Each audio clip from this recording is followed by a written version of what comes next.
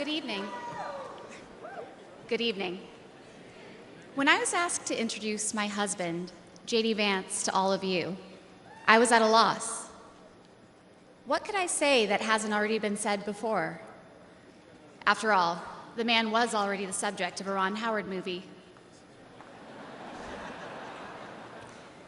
J.D. has shared much of his life through his own eloquent words.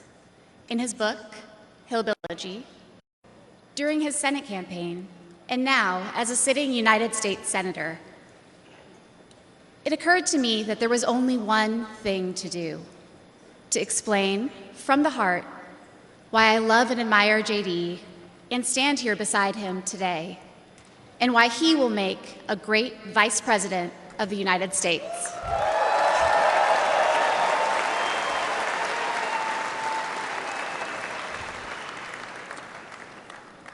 I met J.D. in law school when he was fresh out of Ohio State, which he attended with the support of the GI Bill. We were friends first because, who wouldn't want to be friends with J.D.? He was then, as now, the most interesting person I knew. A working-class guy who had overcome childhood traumas that I could barely fathom to end up at Yale Law School. A tough Marine who had served in Iraq, but whose idea of a good time was playing with puppies and watching the movie Babe. The most determined person I knew with one overriding ambition: to become a husband and a father, and to build the kind of tight-knit family that he had longed for as a child. My background is very different from JD's. I grew up in San Diego, in a middle-class community,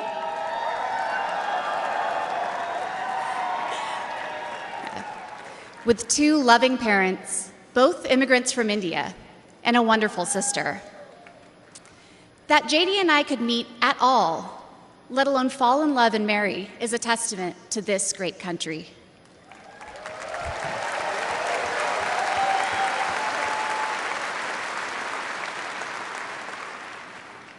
It is also a testament to JD, and it tells you something about who he is. When JD met me, he approached our differences with curiosity and enthusiasm. He wanted to know everything about me, where I came from, what my life had been like. Although he's a meat and potatoes kind of guy, he adapted to my vegetarian diet and learned to cook food from my mother, Indian food. Before I knew it, he had become an integral part of my family, a person I could not imagine living without. The JD I knew then is the same JD you see today, except for that beard. And his goals in this new role are the same that he has pursued for our family: to keep people safe, to create opportunities, to build a better life, and to solve problems with an open mind.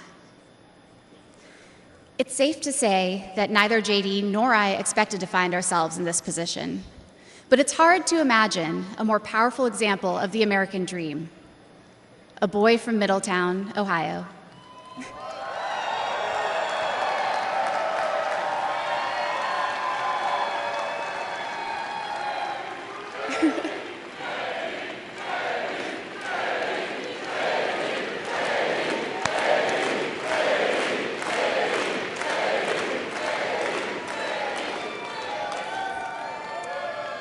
Raised by his grandmother through tough times, chosen to help lead our country through some of its greatest challenges. I am grateful to all of you for the trust you have placed in him and in our family.